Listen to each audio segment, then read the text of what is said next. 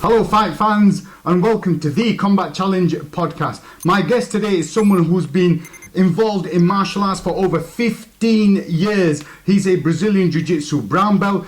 He's a black belt in kickboxing. He's trained and competed in Muay Thai and K1 and MMA. He's also the owner and head coach of Citus MMA BJJs, which we're at, and also he's an author as well, which we're going to talk about. Mr. Nico Bajerski. Nico, thank you so much for joining us, my brother. Thank you, sir. Good to be on. I'm so happy that we've met up and we've done this today at your gym, man. It's really cool because, brother, you have got a story to tell, man. What I want to know, brother, is your martial arts journey, because with all due respect, you're not the oldest person that I've done a podcast with. That's the one. And you're involved full time in the coaching side of it. And the way I look at it, you remind me of someone like Faraz Sahabi, where someone who's not that old but very knowledgeable in a certain field.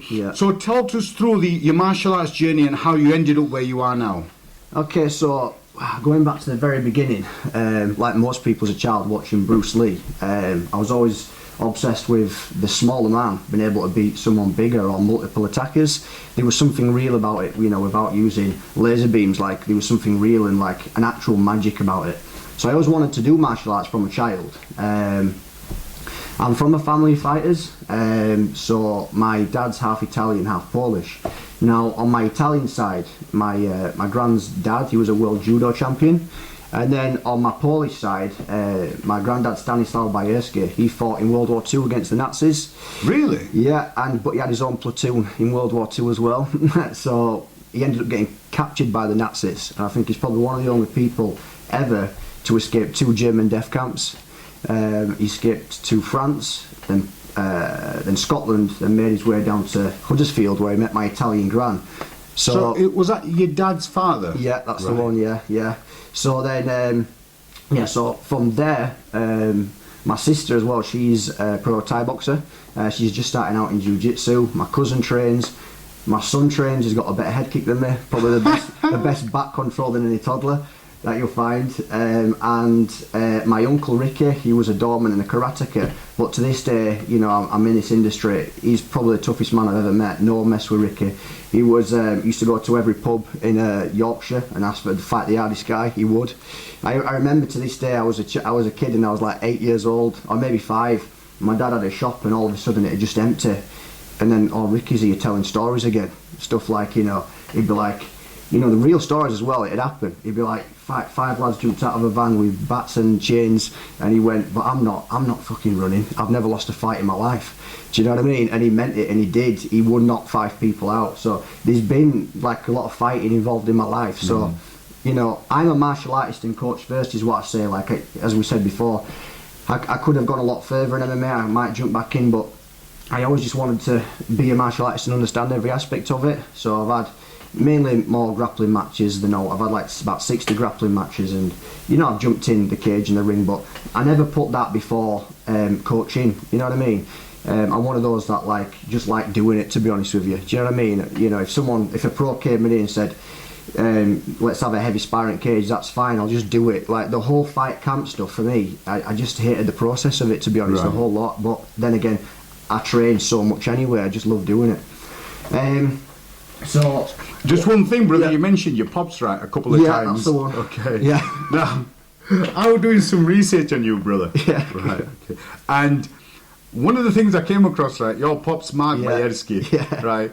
That dude is popular on YouTube, man. Yeah, that's the one. You need to check him out, Mark Bajerski. Has he got something like 170,000 followers? Yeah, so he was the #1 psychic in Spain, ranked as the #1 psychic in Spain. He's read for, you know, the likes of Kerry Katona, travelled all around the world, international speaker and author. So yeah, he's done really well with it, and it's something that he got into later in life when he was like 38 and just found that it was a gift he had, basically. So yeah, he's the head of something called the Pure Energy Healing Academy, which is a bit like Reiki. And it's growing. It's probably something bigger than Reiki. So yeah, I'm happy with him. He's doing really well. He's got a right smile on his face of that dude, man. That's it. Yeah. If you go on the channel, you'll know about it. You go on YouTube channel, he talks about all sorts of stuff. Yeah. Just don't speak about vaccines. So from you, brother, from a young age, what sports did you get into which ended up where you are now? Well, I started out I used to love running. I competed for Yorkshire and Humberside and stuff like that. I used to always just love running, and then I had a punch bag in my bedroom. So from a young age, from like 12, I just all night just hit the punch bag. And then I tried karate younger, bits and bats as a kid before that. But really what started it is Thai boxing at 14. I got obsessed with Thai boxing, trained all sorts of clubs.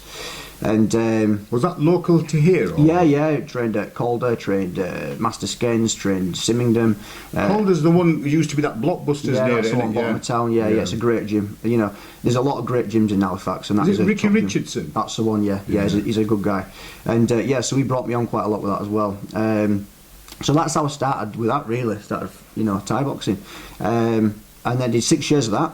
Then we jumped into traditional jiu-jitsu. All right, so at the time you don't know the difference between traditional jiu-jitsu and BJJ, do you? You know, so. And for those who are not learned, what is the difference between traditional jiu-jitsu and BJJ? Well, there's a massive difference because traditional jiu-jitsu is basically it's where BJJ comes from, I suppose, but it stems from samurais. So in them schools, there's a lot of pretending to block the katana into a hip throw, into a stab, but obviously, in this day and age, that isn't going to happen so much, is it? Right? So there's not a lot of connections to real life in the cage or whatever. It's a little bit different. So BJJ is the most effective martial art, and then so that's the first two arts I did really was the Muay Thai and traditional jiu-jitsu. Did a bit of say karate and taekwondo and things like this. And then that's what led me on to do it. And then I wanted to be a PT, right? So that's the first thing I did after school, became a PT. I was the same, just wanted to be a coach, you see, and coach people. So, how old was I now? Like 18, 19. I was 18, I started as a level 3 PT. At 18? Yeah, it might have been 19, right, at DW, okay? And then the rent were quite a lot just to be a PT. I don't think they do it now, but they took the mick, right? It was like $5.50 a month. And at the time, I said, to get more clients and things, could I teach like a kickboxing class on a weekend? And the owner said, yeah, that's absolutely fine, start teaching a kickboxing class. So I didn't know what the hell I were doing. Didn't have a name for it. People had come in and we just started teaching kick. We were all just hit and miss doing stupid stuff. And but I wanted to carry on teaching it, right? So, but I couldn't really afford the rent at the time at the gym, so I found a local lock-up unit, and this is how my career started as a coach, really, quite young. That's why I started quite young, sort of by accident, really. At about 18, 19.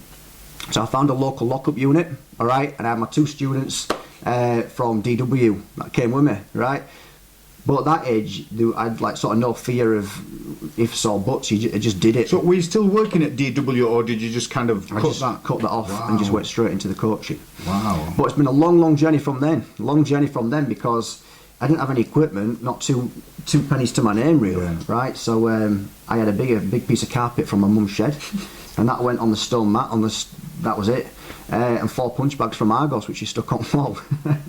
And we came up with the name Citus MMA, because it was cool at the time. It means rapid in Latin. Okay. Now I know from in rapid hands, so that's what we called it that for. So that was it. I had my own club, and I was just over the moon with it. And then you think, right, well, where is everybody? Yeah. So like, I've only got these 2. I need. That's it. So at that point, I had 6 years experience in Muay Thai, 1 pro-am Thai boxing fight, and 2 years experience in traditional jiu-jitsu. So I had like a little bit to say MMA, and but at this time, you see, it was just more of a fight gym back then. We moved from that unit over there into where we are now, and as you know, it goes all the way through the back there. It does. It's like a TARDIS. You wouldn't even know how big it is. You wouldn't. And it was called like a ghetto gym, you could call it, because I literally had just a big slab of wood on the floor. I had some Argos mats, and but funnily enough, a massive show cage in the middle, because when I was 16, I got smashed off my motorbike. And I got $6 compo, so I bought a cage. So you'd walk in this empty big old mill, and there'd just be a cage at middle. So back then, we were just, like I said, just a fighting gym. So we'd have like lots of smoke fights on Saturday mornings. Like in Halifax, you've got a lot of local boxers, karate guys, just hard lads, and we'd just fight on a Saturday morning all the time. So we'd have like kickboxing fights, or we'd say we're MMA fighting, or bare knuckle, or 2-on-1. So you kind of choose the rules on the day. Yeah, Saturday morning we did whatever we wanted. Yeah, crazy fights like that, yeah. And that went on. And Membership wise, quite low. Yeah. I had no money, and at the time what I was doing is I was doing what's called sweat jobs in factories. So I'd get a phone call from an agency saying, Nico, tonight you're working in this factory starting half an hour, and you're there for 12 hours. And it's funny, I always laugh because, funnily enough, I used to turn up at these places and everyone would be Polish. And I used to think, what's going on here? And it clicked off because you've got a Polish surname, you think you're Polish. And they're hard-working people. That's why, they're hard-working. And I just about got through, 12-hour shifts, just non-stop. They just smash it. Overtime, sir, yeah. So, yeah, from there, I invested what I had into a few more mats at a time. And, it sort of took off slowly, but not much. I nearly shut the gym a few times. It nearly went under lots of times. Is that because of the financial stress? Yeah, of course, not having like a solid job and things like this. And then I landed a job full-time working at a factory from the agency, which were quite good. Then was okay, we stayed afloat. And at the same time, I joined Air Valley in about 2012, I think, Air Valley. And that's Dwayne Harper, isn't it? That's the one, yeah. I joined up there in like 2012. So at this point, life changed a little bit. So I had like a full-time wage coming in, and I joined up at Air Valley. Obviously, immediately at that point, when I went over, I saw the level of professionalism and how good it was, and I thought, we need to make changes where I am. Because it was getting a little bit silly down here. Just the week before, I put a stop to the fights because I won't mention the guy's name, but he was an ex-British karate champion and now teaches MMA. And there were just a few of us in one Saturday morning, and I landed a head kick on the neck, and we had no insurance at the time or anything like that. And he just went down to the floor. I was paralysed for 20 minutes, and I was absolutely terrified. I thought I was paralysed for life. And we couldn't move him, and after about 3 hours we got him out of the gym, and he was out of work for 6 weeks. His wife wanted to sue me, and I thought, right, well, I've just been over there, they're all good, it's getting too stupid over there, let's change the dynamic of what we're doing. And then from there we obviously learning BJJ, I started getting better, getting people we've got more to learn, more to show. And then for the next sort of 4 years till about 2016, just training, I had a few matches and just slowly building the gym up, building the reputation. Was that BJJ matches or was that MMA that you were doing? I had a few MMA matches, but mainly BJJ I was doing. Brother, didn't IMC one of your MMA fights? You did, yeah, good. Was it on Rock Solid or? Solid Impact. Solid Impact, that's it. That's it, yeah. I loved it. I did. It was good. Yeah, that was about that time, actually, about 2016. So, yeah. And so, yeah, at this point, about 2016, I went to Los Angeles for a couple of weeks and trained at 10th Planet HQ. And I trained there full time. And that changed my mindset because my main training partner when I was there was a guy called Marvin Castell.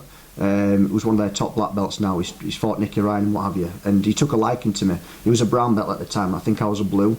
But just the level this guy trained, like 4 or 5 times a day, and also the level everybody else trained.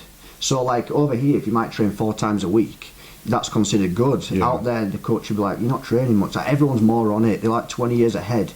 So when we came back, that's when I really upped my training. I thought, right, it's not really what I learnt there. It's more just how much they were doing. It's the mindset as well. I took a lot of the no-gi warm-up drills and just the atmosphere went back, and again, that's the gym elevated again, and so moving on from then, not long after that, there was, I said, another jump up in the gym. We're getting more mats and things like that, and then I started coaching a lot more after that without meaning to. So at this point, I got asked by Fusion Kickboxing in Bradford to be an MMA coach there. And that's just out of the centre, is it? Just off Thornton Road as you're going up? Yeah. More of a kickboxing gym, so they wanted an MMA guy in, and at that point I was like a purple belt, I had a few fights and what have you. So I went over there and did that through someone I knew, and then I was also obviously training here, and then I was teaching at Streamline Fitness in Wibsey, teaching women's only stuff as well. So I was training like nearly 250 people a week when I was like 24, 25, everywhere. Trying to get my own training in still at Air Valley. So at that point I managed to start training full time without working at the factory. So I had lots more time, so I was just doing it full time. It were relentless. So like I might be competing myself in Birmingham on a Saturday, and then later that day training some guys, and then that night a show night, and then the day after with another group of guys in another city teaching them, and then that night you're back at Streamline and doing something else. Yeah, exactly. It were, and it got too much. It was like 17 hours a day, Monday to Sunday. It was a relentless, right? But I learnt a lot in them 6 months. A hell of a lot about coaching, because that's all I was doing. You know, you get to try lots of new stuff out, like how do you know, what works best and how do you get to the essence of stuff. And so when I knocked that on the head and just put all my focus into Citus MMA after that, and then just my own training really, and then I became an Ultra MMA coach. You know, Ultra MMA, when they do that. Is that the white collar sort of thing? Yeah. So I quite enjoyed doing that. I did a bit of that, and just helping other people. And did you teach that from here? Yeah, here and Bradford. Right. Yeah, so I stopped all that teaching and was back into doing it again at other places. Then just enjoyed my own training really. A lot of BJJ matches myself. Every other weekend at one point I was competing, and I was training with Dwayne 3 times a week, just like as a training partner during the day, helping him prepare for black belt matches. Also training with Fred from Scramble about 3 times a week at one point for Fred's alright, isn't it? Is it Greenall or something? Yeah, that's the one. Yeah, he's unbelievable. Yeah. He's headquarter passing, side smashes. You can't leg lock him, and he's very good. But it was good that he said, can you're at level, maybe you can not help, but you be a bit of a training partner during the day. Just keep sharpening me up a little bit. Yeah, that's it. So at that point, life was great. Because I'm going and training with the head coach at 2 other gyms, like 6 times a week between it, training with black belts. And then on an evening here, I have access to, there was Andy Farrell.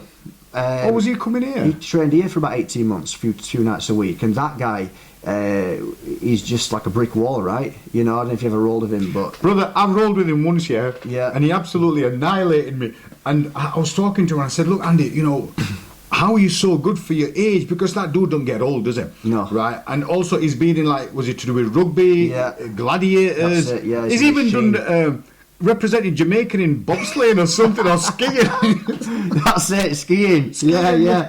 So I rolled it, and then I was chatting to him, and he said to me, he says, you always got to think and be half a second quicker. Oh, we had loads of chats. You think we spoke more than grappled? Yeah, definitely.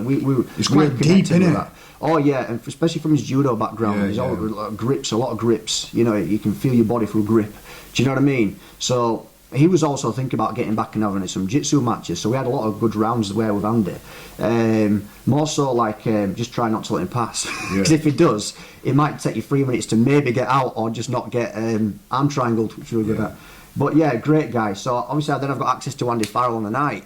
And then my long-time training partner, Akil Boland, he's just an absolute ninja, no gi. He's black belt level. And brother, I rolled with him, right? Yeah. He once came to Gracie Barra, and I did some rolling. Yeah. I ended up like a bloody pretzel. Oh, yeah, we finished with me, and he's not a big, similar stature to you, similar I'd say. size, but he's got the best grip of anyone I've ever rolled. Bear in mind, I've competed against Ellis Younger, Jed Hughes, like some of the top grapplers in the country that are our size and weight. And no one's grip, that squeeze, compares to that guy. Nobody.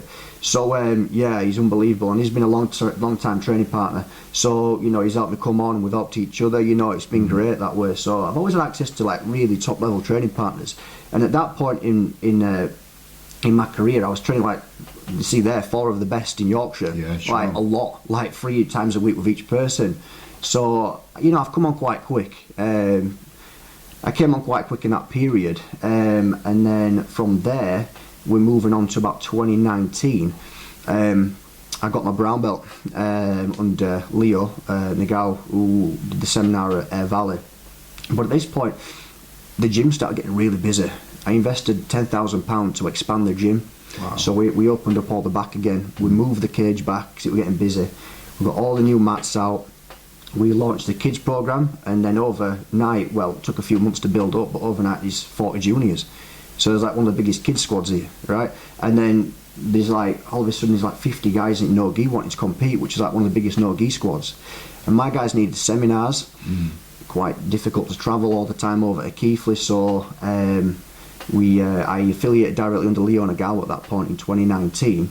Affiliate the gym under there was just a sensible thing to do, really. Made more sense. And so jumped back in the cage in the ring randomly. You did? Yeah, I saw my sister. She had a fight, and I just thought, I hadn't sparred in a month at that point, but I just spoke to a guy in Sheffield doing an organisation. I went, have you got any lads at this weight for next week?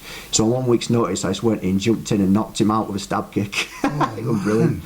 So that were quite cool. So that I got my brown belt, I think the week after, won a K1 fight.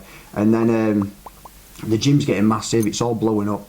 So 2019 was like a big turning point. And I'd realised that for the last 10 years, as a full-time coach, I was training 3 times a week as a student at another gym, which you don't find many coaches doing. So that's why I'm quite good with getting people to be good students. Cause I've been a student while coaching for so long. I've been in that energy. So yeah, moving on from there, 2020 just kept building up. Invited to compete on Pantheon grappling. Which was that at Scramble Academy? Or? Yeah, that was at Scramble, and that was brilliant. Getting invited on that, it was like another good stepping stone in my career. Again, but it was funny because I just said to a few people at the time, just a guy called Jed Hugh from London. I don't know where he is, just coming up, and everyone's like, "Oh, fair enough." And then someone said, "You know that guy's Ross Nichols' main training partner?" And I went, "Oh, he won't be." And then somebody went, "No, it's honestly, he's like heel hooked to black belt last week in 10 seconds. He's like meant to be a ninja." Oh, okay. Yeah, I thought, all right, fair enough. And then he comes out with Ross Nichols. I'm just it comes out Ross Nichols. Oh god, yeah, it is what they thought. And I was getting into more leg locks at the time, but I was more upper body guy. Yeah. And these guys were smashing 4-1-1, really good at the inside 4-1-1 position, especially from bottom butterfly. They'd elevate, spin under, and it'd be damn hard to stop, right? And within 10 seconds, I'm having to escape a Kimura. And I just about stepped over his head, nearly turned it into an armbar. We stood up and bumped fists. I thought, can I get through a bit more of this? Actually, how long am I going to last? I thought, this guy's good, I could feel it. And then he went for the 4-1-1, escaped the 4-1-1, I think twice, and then managed to, he caught me in an armbar shortly after. But yeah, that was a funny one, that was a funny time. And for those of us who are not that knowledgeable, brother, explain what's the 4-1-1? Yeah, so 4-1-1, it's an inside leg position. Right. So it's a leg lock where you've got both of your legs on the inside of someone else's leg. So your legs are quite hidden, right, where you can expose their leg, which is a heel hook. And for those of you that don't know, if you do a heel hook in a super fight like that, if you go slightly the wrong way, it will rip your leg off. And I don't know if you've seen the video of Jed Hugh, shortly after my match with him, it was quite viral online. He got someone in the same position, a heel hook, and he just went bang and ripped the heel off. Oh, it's scary stuff, heel hooks. Heel hooks, man, you know what it is, brother? I'm alright with rolling and stuff, but it's the heel hooks. And if somebody goes for the heel, you just tap, because competition is different. You kind of try to go a little bit further.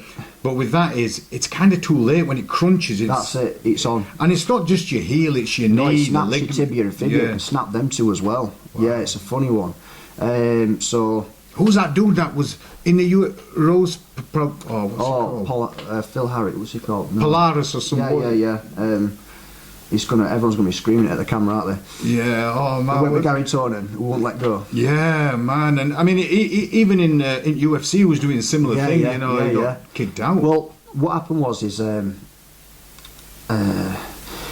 for 5 years we didn't do many leg locks. We was all gi, and I trained with Scramble with Liam Cann, and it was just get me in the 4-1-1 for fun, and I thought, right, well, we need to change some stuff, don't we? I need to start getting good at the 4-1-1. So for the past 2 years I've just been getting obsessed with heel hooks, and when I got obsessed. I mean, there was a time in my career where it was when I came back from 10th Planet, I got that obsessed with jits. I was training that much.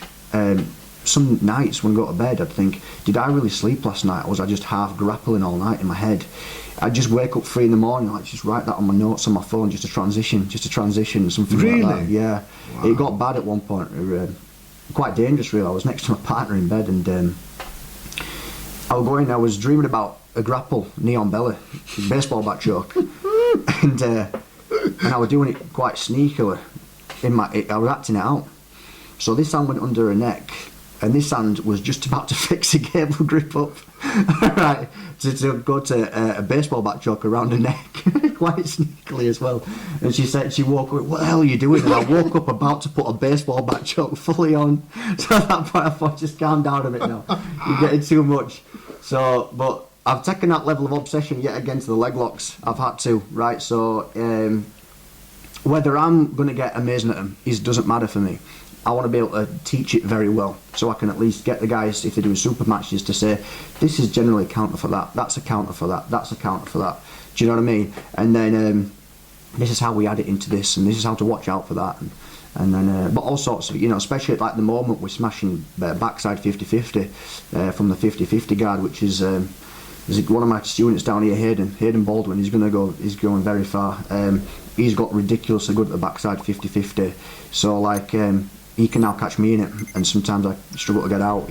Do you know what I mean? So that's the thing as a coach for me. Like I want to make people better than me, really. Yeah. That's the idea, you know. That Hayden, has he competed in MMA or? A lot of grappling matches. Right, but right. he's just a bit of a prodigy. He did gymnastics for 10 years and picked it up fast. Well, that gives you a strong core, doesn't it? Yeah. So flexible, and just picked it up really fast. Just trained a lot, got obsessed. You know, it's just an interesting thing for me. Like, why can somebody get good so much faster than someone else? And it's just I don't know. There's a few aspects to it. There is natural ability. There's how much you're obsessed with it. Obviously, how much you train. But some people just get it better than others. You know, some people, they just sort of move better. You know what I mean? It is what it is. Yeah, no, I know what you're on about. There's a guy who comes to Bradford. We call him Muddy. His name's Mudasser, right? Yeah. And he's another one. So he'll finish work. He'll come, shake hands with everyone, and then he'll just be on autopilot. Right. Yeah. And like his switching is so quick. Yeah, he just feels it. You know, and he just knows, you know, like with Akil when I rolled in, they just know. Yeah. And with that Muddy guy, although he doesn't train full time, he's just got that skill. He's got it there. Yeah, everyone's got something, haven't they? Which is just naturally a bit better at than someone else. Yeah. Everyone's just got one thing. But some people just get it faster than others, and you know, that's when I wrote that book. It was about how to be a good student. That's what it was about, because. Well, let's talk about that, brother. How did that come about, this book? Well, I like writing stuff down for a start. Like, you know, I said the notes on my phone, right? So I like writing stuff down, whether it's a bit of philosophy that comes into my head, or an idea, or something that I need to say at the end of the class, a bit of philosophy. I need to write it down before I forget. So I've got lots of things written down. And I wrote the book for me, not to sell. Like, if anyone wants to buy it, I just say go online, and the royalty is about £3, right? So I could sell it more. It's not about that. I did it for me. I just wanted to do a book, and it's basically, I'm always telling people at the gym ideas on how to be a good student, right? Because if I can get through to them how to be a good student first, they're just going to get better faster, right? It's like, I liken it to just two opposite ends of the spectrum. Okay, you've got you train at John Danaher's gym, but you're a rubbish student. You don't care. You leave the class on the mat, on the shelf there, and you're not paying much attention, right? But then you got two lads in the countryside, not got access to a gym, but they're obsessed. They're always watching DVDs. They're training together all the time. They're gonna get better. So if that is the case, it just shows how being a good student will get you better fast. There's so many tricks. There's thousands of tricks to it, as I said. You know, like what mindset do you bring when you're going to have a grapple? What is it? What are you thinking about? Are you thinking about nothing, or are you thinking about something to bring? Are you forgetting old classes? Right, that's a big one. Are you just forgetting about them? Are you writing things down?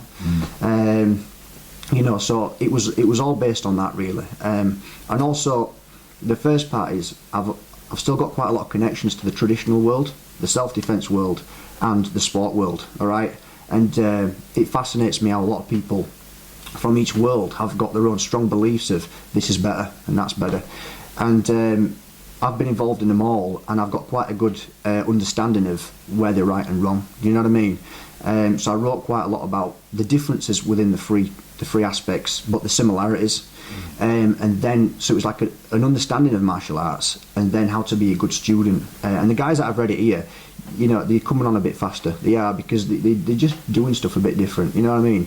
They're bringing different ideas with them to the mat, basically. So that's what it were about, really. That's why I wrote it, just for me. Wow. Yeah. And how old were you when you wrote the book, brother? 25. That's madness. But I've done it again, right? So I get. So you've wrote another book? No, this is a thing. So I wrote the book when I was 25, and then obviously in the past sort of 4 or 5 years, I've thought I needed to add that in. I should have done that. I should have done that. So instead of writing a new book, I spent 6 months changing it, making it better, and then revamping it and calling it The Art of the Arts. So yeah, it's the same book that's had basically 5 years worth of work in it. You know what I mean? because I just wanted the product to be good forever. You know, ideas that will, concepts that people can have forever. You know, if you give someone a good concept, that might just a few words can change someone's career. You know, like when John Danaher said, was it Dean Lister said, why would you ignore half of the body? Yeah, right, well, that one thing changed his life, which then changed Gary Toner's life and everything like that. So I think, was he chatting to Joe Rogan or something? Yes, I think that's he was it. on that chat with him and said to him, you know, this is. I mean, when John Danaher talks, right, he's like a serial killer. You know, when he chats and he looks at you, but then he's a man of few words, but when he talks, he's a thinker. It makes sense to what he's saying. Yeah, because he's a thinker, and that's what a lot of people don't forget.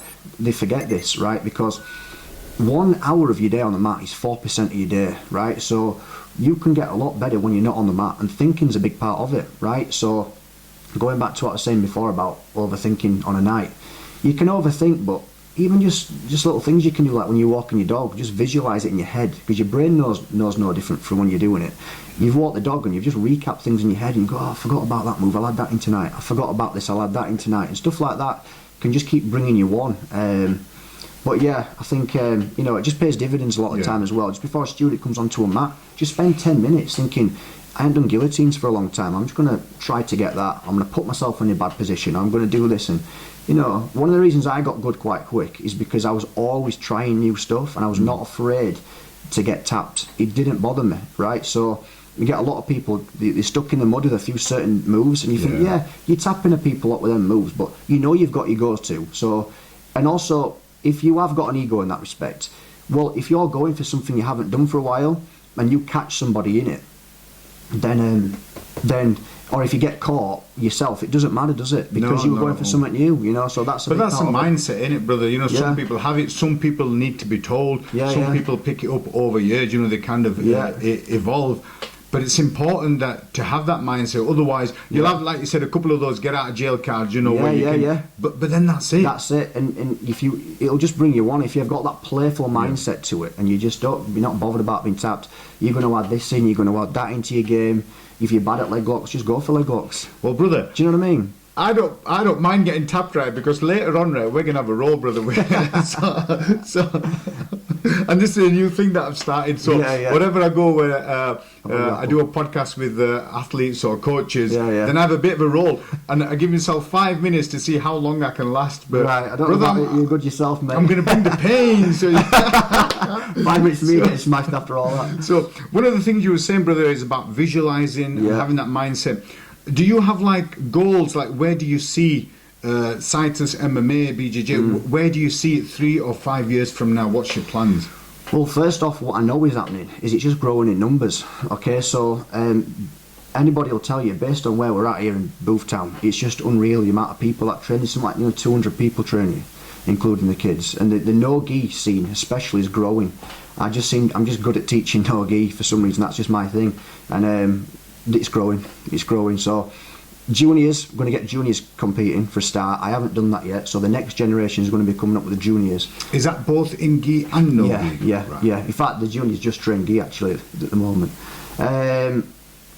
As I said, the likes of Hayden and Rob and some others competing, you know, would like to make some pros. But it just depends on the student, not me. That's it. It depends what they do. Like I've had guys, right, that could have gone really, really far, but cocaine, girls, partying, buggers everybody up.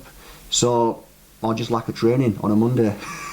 Stuff like this, or they just haven't wanted to. So it's not always me. I can take them as far as they want. I know I can. You know, I've got a lot of skills and tricks and the mindset I can get through. But it just depends how much they want. So the sky is the limit down here, definitely. But we'll just have to see, really. I mean, mainly what I get the most kick out of, to be honest with you, as time passes, is helping people the most. Channel 4 Paras, they came down to the short documentary on us. Because we saved a guy's life. You know, guy Tony, he took a big overdose and then he survived, and then the next day he heard about the gym and wanted a fresh mind, and he came here like a rake. He couldn't walk properly, and then we've got him on the straight again, and he says we saved his life. I mean, just the other day we had a woman crying, right, because her 5-year-old's got lifelong sensory problems, right, and doesn't touch other kids, right, or anything like this, and then she's grappling. So, you know, stories like that, like these are really it's challenging, powerful but stories. really rewarding as well, aren't they, Yeah, brother? oh, 100%. You know, as a parent, if anything like that, if you can help someone's kid like that, like, you don't get much better than that. No, That to her, with more than a UFC belt. You know what I mean? 100%, You know, so things like that is really important. And helping people like that, you know, it's just a byproduct to what we do. And, you know, that's why we've got such a good reputation, really, things like that. Now, do you think, although you know you're all about the coaching, do you think you might jump in again at other competitions, or are you just going to focus on BJJ? Yeah, it's a funny one at the moment, because I do have a bit of a dilemma. I love the coaching, and I know I'm good at the coaching. And, you know, if I were to jump in, we'll have to just see. I mean, this guy Josh here, he lives between here and London, and he messaged me the other night, and he does a lot of PTs at. I'm not saying the name of the gyms, but good gyms, and trains with a lot of pros. And he said, look. He said he'd been training with a few Bellator guys and Cage Warrior guys, and he went, I spar, I can feel it, I think you beat him. Do you know what I mean? And I possibly could, but what do I want? Like, I don't know. Basically, like 6 months ago, something, you know, bad happened in my life. Like my son, we've got Hugo, our beautiful boy, and the second son Robin were born, and we didn't realise anything was wrong. I was meant to just come here that same night and coach and train, and. Just quickly, I'm going to go back to this in a second, but I watch a lot of Jeff Thompson and people like this. Have you heard of the guy? Yeah. He talks a lot about Budo and what transcends martial arts, and what codes to live by and stuff like that. And he said his friend, a doorman of many years, he lost a leg, and he slapped him into Budo in 1 hour. I says, what does it mean, this Budo? I got slapped into Budo in 1 hour. What's that all about? I did more research on Budo, and it basically means get rid of your ego. Well, Budo, what it really means is it's the enlightenment, it's the ultimate enlightenment for a warrior, right? To unleash spiritual awakening, basically, not a scared to death. Do you know what I mean? And just basically not being greedy, living by your means, helping people, all the good stuff in life, and just awakening in that respect. So I did have an ego before that to prove certain stuff, but like I got the biggest lesson taught in my life in the past 6 months. So. Yeah, my second son were born, and we didn't know anything was wrong. And then next thing, the nurses are rushing in, and they said, look, there's something wrong. If we come back in, something bad's happened. So we spent 4 hours in a room, not knowing what's wrong with the son. And then they came back in and said, look, your son's got 2 holes in his heart and Down syndrome, yeah, which I didn't know about. And and then he nearly didn't make it, but it's been a hard 6 months. So I've got pushed into Budo fast, you know what I mean? So asking about whether I want to go and improve stuff, like I don't know, like I'm living by my means, I'm enjoying it. My ego's just got smashed to the floor, do you know what I mean? And I'm just happy, do you know what I mean? Yeah. You know, I look at my son smiling at my face with sweaty wires coming out of his body after open heart surgery. You think, you know, you look at something like that, you think, just be Just put it happy. in perspective, Happiness comes from here, do you know what I mean? So I just love what I do. We've created a great brand down here. Citus MMA, Coach Nico, Bajerski, all the people training. You know, I'm just happy and grateful. Grateful is the main thing it's taught me. I'm just grateful. You know, you've got a gift with coaching. Push that gift. Just be you and what you are, and that's all that matters. You know what I mean? Sure, so maybe man. we'll see, but not for an ego purpose. Yeah, oh yeah, of course. Just if I wanted. You know what I mean? I mean, that reminds me of Les Allen. I did a podcast with him, and you know he's very skillful. And you know, back in the days, he competed in Pancras. He went across to Frank and Ken Shamrock and did stuff there. Yeah. But when he came here, he wasn't about competing himself. He just wanted to teach, and he's very much into meditating and his breathing and his chakras and all that sort of stuff. You know, definitely. so his mindset is to kind of lead a pure life, but doesn't want to compete. And I get it now. At the time, I was like, man, because I remember the first competition I went to, I said, Les, I'm going to be competing. You know. And he was like, okay, but I could tell he wasn't too happy. It's like a father not too happy with son, but kind of going along with it because they have like unconditional love. Yeah. And I remember having that first competition, doing really well, and I think I finished it in 17 seconds, right? Yeah. And I was like, oh, and I had it on the camcorder, and I took it to Les, and I said, hey, Les, have a look at that. You know, I did that. And he looked at him and went, And then he said, well, you Not should have about done that. this, you should have done Yeah, that. yeah. And then he kind of left it, he didn't talk about it. And at Yeah. the time I was thinking, man, you should be proud. But he reluctantly was okay with me doing it. But that's not what he wanted to do, do you know what I mean? But maybe for him, he needed to see people go on that journey and then decide for themselves, you know? Oh, yeah, 100%. Yeah. It's what you want to do yourself, isn't it? So, you know, it's, like I say, what for me, like, I am the opposite of that in terms of I want to push students if they want to do it. Like, I'm all for them competing in that respect. I might jump back in the match, you know, like, especially when I push myself in jits just to see what level I'm at there with certain stuff. Like, you know, since affiliating with Leo, I've had some funny. So I've been able to train with some good guys, right? So I every 6 weeks I drive to London. Without stopping, boom, straight to London. He gives me a different postcode, but I'm going to get the train next time because I get tired. Last time I went, all right, checkmate. Okay, so I'm at checkmate, right? Because Leo, he's a crazy guy. He'll just teach you. He'll teach there. He dots about. He's a bit like that, you know. He's that level. He doesn't have his own thing, but he dots about. And yeah, so I went in and I says, oh, you know, I wanted a PT with him basically, and. Yeah, so he says, oh yeah, I think it's gi. I went, what do you mean you think it's gi? He went, oh, we train upstairs. I says, okay.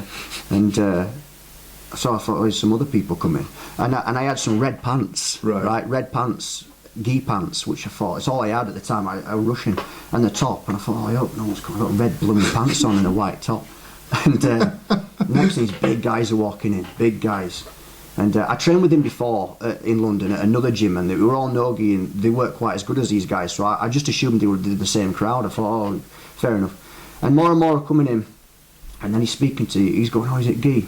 And they're going, yeah, it's gi. So I'm thinking, why don't you know? So then we went upstairs, and there's like 15 guys sat down, all brown belts and black belts and blue belts, and I'm there in these red pants, and they're all looking at me thinking, who was this guy? And I felt like a right idiot. And they were all thinking, yeah, and you've also come with Leo Nagal, right? So what's going on here, right? You know, they didn't even know Leo were coming, I think he's rocked up. And yeah, so I'm speaking to one of these guys. I went with this blue belt, he was about 17, I thought, flipping heck, I struggled with him, this guy's good. And he says, yeah, I trained for 15 years, not 15, like 12 years, like he's very good. And yeah, and I found out they're not Leo's guys, it's another class. That for it, okay, right, and then I found out it's a fight class, Checkmate Headquarters fight class, right? And then Leo's watching me, and I went with this black belt, this big black belt, and I expected to get smashed, right? And he did the side smash. I thought, I've never felt it like that before. And I got to mount, I thought, I ain't felt a mount like that before. And I got my red pants on. I got a trap and roll on him, and all of a sudden, boom, cross collar came on from close guard, and I thought, I don't get caught in cross collars like that. And that came on like a robot. And then Leo's watching, and then I went with a brown belt. It was like my size, and Leo at this point, he's sitting down watching me. I thought, well, Leo's watching me, so I've got to do all right. I've got to put it on, I've got to do it all right. And I'm thinking, I'm struggling with this guy. I was knackered from the other guy. I thought, I'm not sweeping him. He's not passing, but I can't sweep him. And I'm really working hard for him not to pass. And Leo's watching. I want to do well. I'm just thinking about me doing well. And that was another 8-minute round. And then I'm just absolutely gassed. Drove all the way to London and not much to drink. Sat down. I went, those two are good. I went, that black belt's good and that brown belt's good. He goes, oh, come on, man. He says, that brown belt is a 2-time IBJJF European champion, and that black belt is Jackson Sousa. I went, oh, fair enough, okay, that makes sense. But you felt alright then? Well, then I felt alright, yeah. Held your own against people Jackson like that? Sousa, yeah. Not against Jackson Sousa, I didn't, no chance. That was amazing. The best guy I've rolled ever. Yeah, that was incredible, just the precision and the pressure, and it was just done to a T. But things like that, it changes that again, like, when you come back, you change. So like now I've been smashing the side smash from headquarters. Do you know what I mean? And it's good because I felt the level of effectiveness. So just going out and doing things like that changes how you're doing the level of the gym again, you know? But yeah, there's many more funny stories to come with stuff like that, I've no doubt. But the thing with you is, brother, you're not just kind of restricting yourself to this small bubble that you're in. No, you know, you're going myself out there, you're testing yourself, and also you're a bit of a sponge, you're soaking in knowledge, and then you're cascading it down to your students, which is the best way, brother. Yeah, 100%. I've just got a massive love for the art, not the sport, it's an art. It's a way of life as well. Yeah, I've got a big love for it, and I, you know, I owe a lot to it, really. Do you know what I mean? It's a full-time job, and it's only because of What the Gracie family did with UFC, Yeah. which is it's why it's the fastest growing sport in the world, is BJJ, because everyone's starting to think, it's so effective. I mean, the thing is, it is to do with the Gracie family, but also you got to take credit because back in the days when you started, remember a bit of carpet off your mum and then two of you, a few worms knocking about. And giving up, work just to kind of go difficult. for your passion. I mean, there were a few occasions when my partner and my mum said, "What are you doing, Nico? It's Friday night. There were no one there. Saturday morning, there were no one there." And I just stay the whole time in case someone turned up. But at that level of, some people think they come in now and they say how busy it is, and I've probably inspired a few people to try and do it because they think, I get some mats and I get to a level and I get some belts, I'll get some mats and I'll have a busy gym and I can do it full time. Well, that ain't the case. It don't work like that. There's so many variables to it. It's taken 10 years. You have to build people up over time. You have to learn how to teach. You have to have people skills. You have to create a good atmosphere. So there's so much to this. They see the tip of the iceberg. Yeah, for sure. They haven't seen 10 years of sacrificing lads' holidays, sacrificing nights out, having no money, holes in my socks for 5. Yeah. It's only the last 2 years it started paying, and even then I put all the money in there again. Do you know what I mean? So, and I've still got plans to make it better. So you've got to put your whole life and everything into it. Well, it is you, isn't it? This is you. Yeah. It's your reputation, isn't it? Yeah. So. That's where we're at now, really. We'll see what's to come next.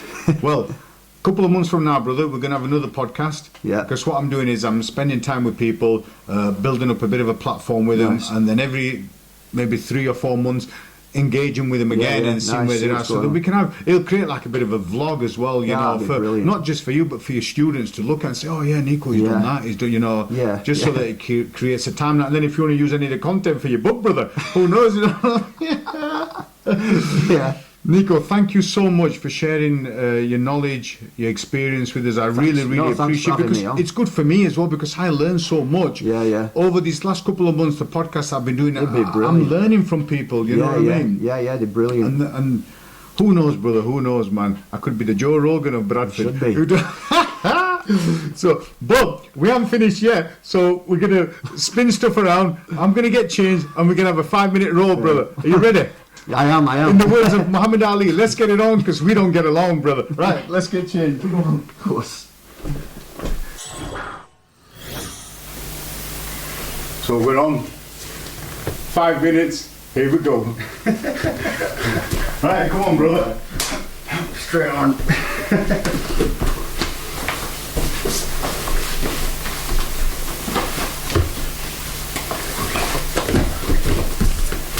Oh, brother, I'm just too good for those leg things. Oh, shit. Get on it.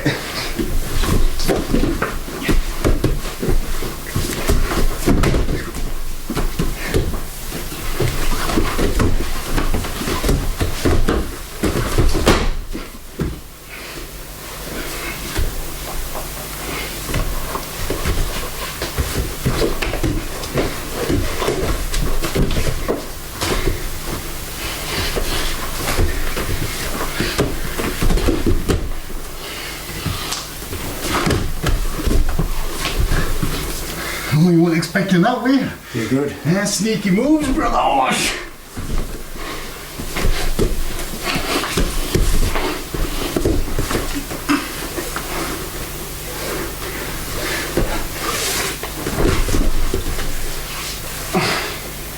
yeah. Well, that didn't go too well, did it? Right. Let's get it on, brother.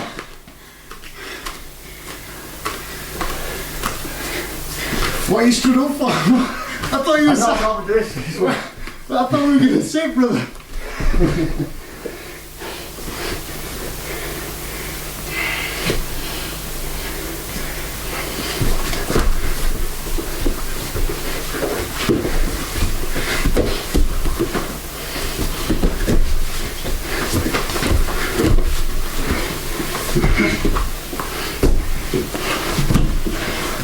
Oh, I think I should have stayed at home.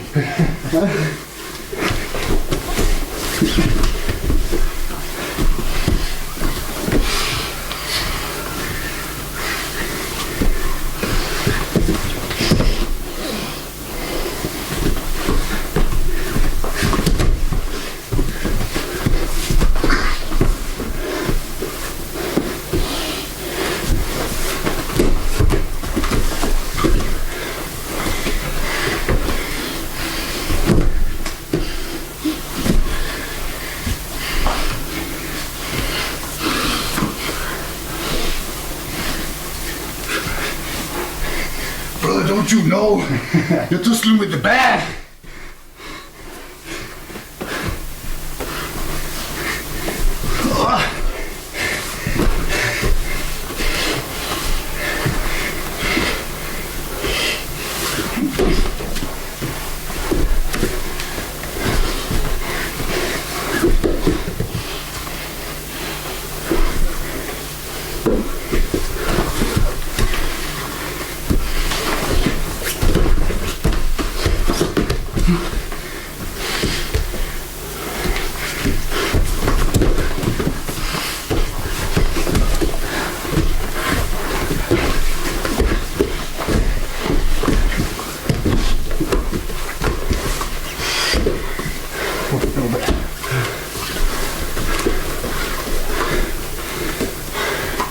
You look tired, you ready? You ready? You look tired, brother. Right, go on now, let's move.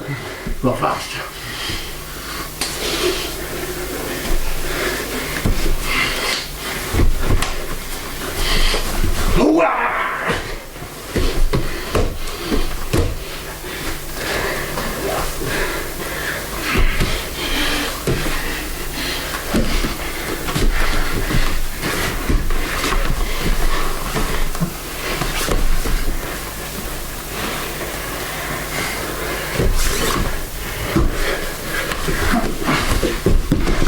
We're going to go move that way.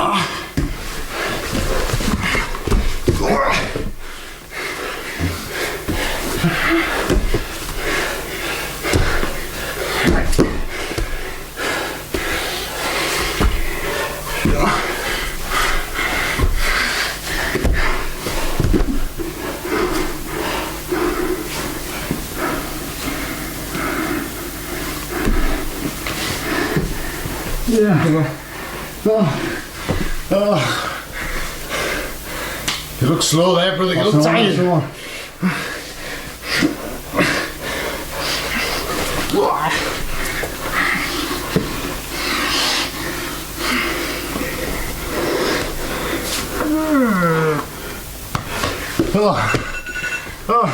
What I got? Brother, Oh, brilliant. it's been emotional.